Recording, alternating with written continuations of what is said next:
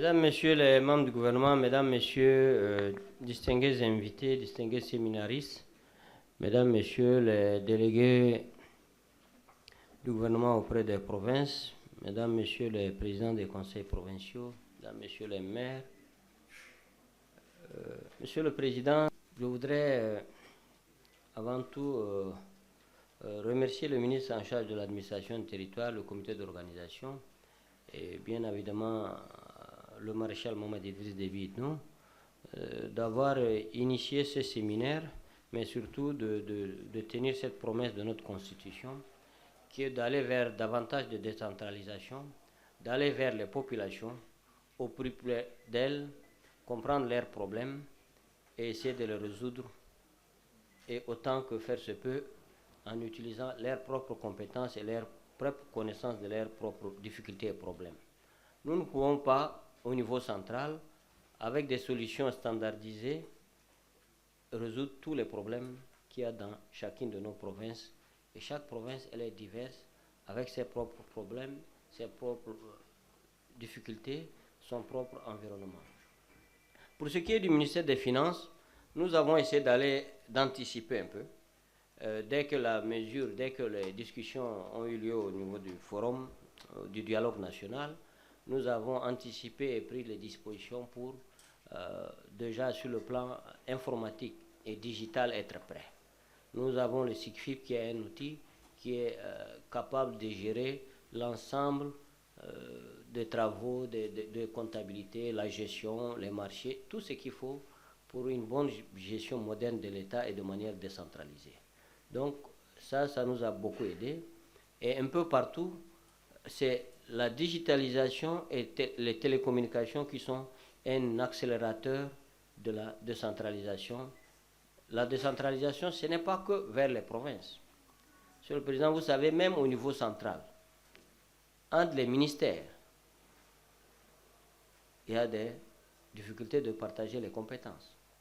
Il y a beaucoup de centralisation avant d'aller déjà vers les provinces. Donc, de décentralisation des circuits de dépenses, évidemment, mais aussi des marchés, des compétences. Qui fait les marchés? Qui fait les paiements?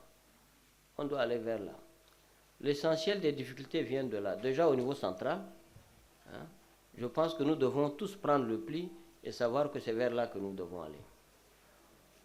Et en province, pour ce qui est du ministère des Finances, nous avions à l'époque un service d'ordonnancement, en général le Trésor et souvent les impôts. Maintenant, nous avons le contrôle financier, l'informatique, le budget, tout ce qu'il faut pour que tout soit géré sur le plan technique en province.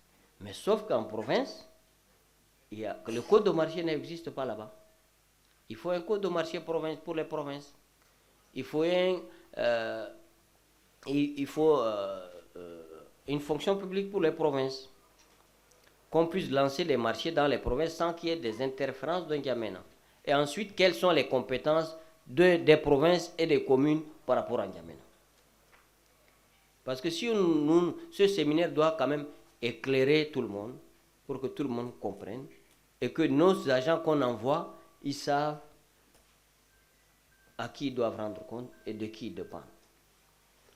Moi, ma suggestion, peut-être, je réfléchis à haute voix, comme la réflexion, c'est un séminaire, donc chacun apporte sa contribution. Moi, je pense que tout ce qui est fonction régalienne de l'État, les ministères régaliens ou bien de souveraineté, défense nationale, sécurité, justice, finances, un certain nombre de choses, doivent relever de N'Djamena ou bien du délégué du gouvernement auprès de la province.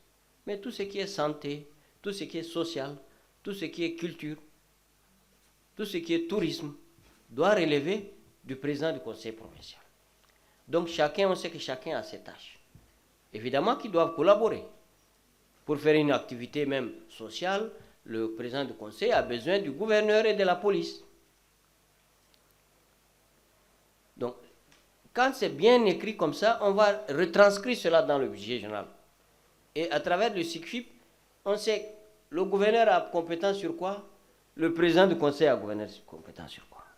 Sinon, maintenant, les services de l'État qui sont là-bas, qui les aident, selon qu'ils sont amis avec l'un ou l'autre, ils vont faire que les compétences. Donc, voilà. Donc, ce n'est pas trop complexe, mais c'est d'aller progressivement, mais de savoir qui doit faire quoi. Même les pistes rurales, peut-être que les provinces doivent s'occuper, mais les routes nationales, les routes départementales, c'est N'Djamena. Peut-être les hôpitaux de référence, mais les autres centres de santé des districts, c'est les provinces. Les universités, peut-être, c'est N'Djamena. Mais les écoles primaires, les collèges, peut-être jusqu'au lycée, peut-être jusqu'au collège. Donc, nous devons savoir quoi est-ce qu'on transfère aux provinces. Et là, il faut vraiment prendre le temps, même s'il faut dire que sur 3 ans, on leur transfère réellement cela, y compris les ressources, y compris le personnel, y compris les compétences. Mais sinon, et avoir le code au marché, pour qu'ils soient capables d'exécuter des marchés. Jusqu'à même avant ça, même les gouverneurs qui sont envoyés en province, ils n'ont pas de compétences pour exécuter les marchés. Donc parfois, les gouverneurs se mettent un peu à signer des marchés comme ça, et après, s'il y a un contrôle, voilà. Donc, c'est toutes ces difficultés-là. Maintenant, on a des outils informatiques qui permettent cela. Si on a la volonté, on met un calendrier de manière progressive, le temps que tous ces instruments et ces outils et ce personnel soient transférés aux provinces, on règle cette question. L'éducation nationale souffre. Les enseignants n'y vont pas. Il faut qu'ils recrutent localement. Maintenant, on a un CICFIP qui est territorialisé. C'est-à-dire qu'on connaît qu'est-ce qui coûte l'éducation nationale dans chaque province, la santé dans chaque province. Il suffit d'un clic, on dit que le pouvoir maintenant c'est tel. Et la trésorerie va suivre, suivant que l'État a les ressources ou pas. Le trésor peut payer les dépenses engagées par chacun d'eux, même dans une sous-préfecture à partir d'un N'Djamena. La caisse, elle est unique ou bien qu'on peut décentraliser. Le système est assez flexible, il permet tout ça. Mais maintenant, nous devons nous déterminer à quel horizon, quelles compétences on donne aux provinces et quelles compétences on donne aux communes. Maintenant, au niveau de la fiscalité. Au niveau de la fiscalité, d'abord, il y a des provinces qui produisent des ressources minières et pétrolières. Pour le pétrole, vous le savez, ça a été mis par des majors, des multinationales. Le circuit d'encaissement et de suivi est plus, disons, balisé, c'est prévisible, c'est connu. Donc nous avons, dès ces budgets affectés pour les provinces qui ont du pétrole dans le budget général de l'État, les ressources équivalentes à leur part prévisionnelle pour que ces provinces puissent l'exécuter. Mais encore qu'il faut qu'ils aient un code de marché. On leur a donné les ressources, mais il n'y a pas le code de marché. Comment ils vont exécuter? Il y a des provinces qui ont 7 milliards, 9 milliards de ressources pétrolières, mais comment ils vont l'exécuter? Donc, le séminaire doit nous aider, ou bien on doit travailler ensemble pour trouver une solution à ça. Nous avons déterminé dans la dernière loi de finances comment est-ce que les marchés vont être signés. Mais ce n'est pas suffisant. Comment faire les marchés et tout ça. Deuxième chose, il y a des provinces qui ont des mines, des carrières. Ça, nous allons observer cette année comment chaque province rapporte. Parce que maintenant, le Trésor a un outil qui permet de suivre ce qui est encaissé province par province. Et l'IGL est un impôt urbain. 50% est reversé aux communes. Peut-être qu'il faut améliorer le système de collecte. Monsieur le Président, dans la loi de finances qui vient, il y a eu la lettre de cadrage du chef de l'État qui nous dit d'améliorer le mécanisme de collecte. Mais il y a aussi un impôt qui est totalement provincial ou communal. C'est l'impôt foncier et la taxe d'habitation. Les taux sont très élevés, le mécanisme de collecte n'est pas là. Donc, n'est pas bien. Nous allons améliorer cela. Baisser les taux, améliorer le mécanisme de collecte et associer totalement les conseils provinciaux, les communes jusqu'aux chefs de quartier et des chefs de carré pour que ça soit recouvré et que ça soit reversé intégralement aux communes et aux conseils provinciaux selon le cas. Et pour partie, donner des autorisations pour que les collectivités autonomes puissent elles-mêmes, suivant un plafond, comme le dit la loi, fixer certains taux et collecter localement.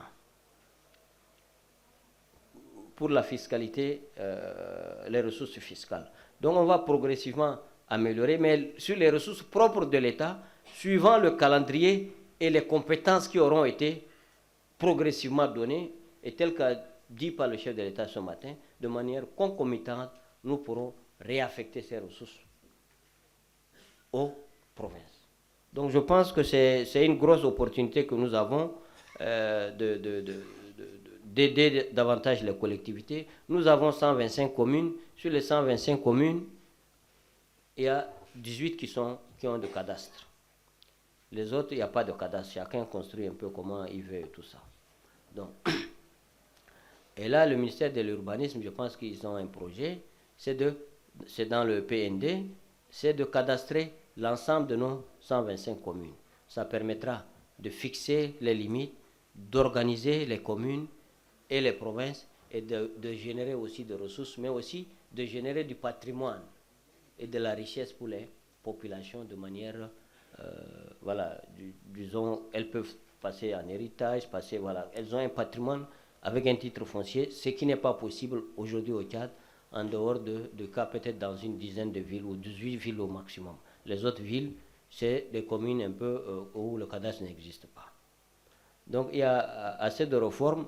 Globalement, dans le cadre du PND et suivant la compréhension et les instructions du chef de l'État que nous avons, c'est que tout ce qui peut être fait mieux par les communes ou les provinces que par l'État central, il faut les céder ça.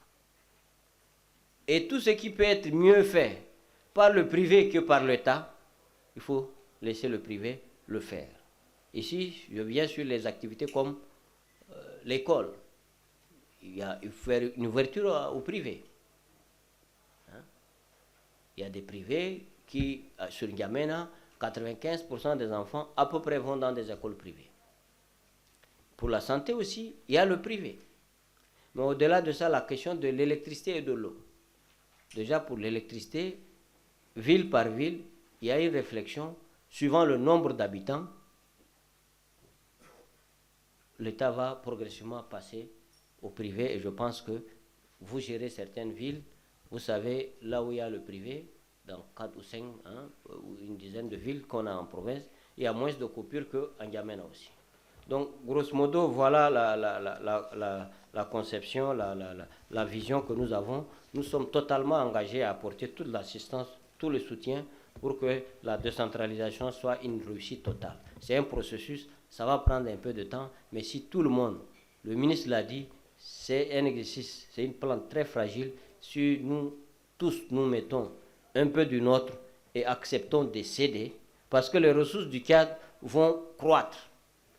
Les ressources du Tchad ne vont pas rester telles qu'elles sont là. Nous pensons qu'elles vont doubler sur 5 ans, 6 ans. Donc progressivement, les ressources vont doubler. Même si on repartit un peu, il n'y a pas de problème. Ce problème s'est posé aux finances aussi. Quand on a voulu décentraliser un peu, il y en a qui bloquaient. Moi, j'ai dit, écoutez, en 2018, quel a été le budget général? On a doublé. Si parmi ce qui est, si on extrait une petite partie que les provinces gèrent, pourquoi ça doit vous gêner? Et je pense qu'ils ont compris, ils sont tous engagés aux finances, je pense, à accompagner cela. Et je pense que tous les ministères doivent aider à ce que le travail puisse progressivement, tout ce qui peut être mieux fait en province, puisse être délégué et puisse être fait en province. Merci beaucoup, Monsieur le Président. Merci.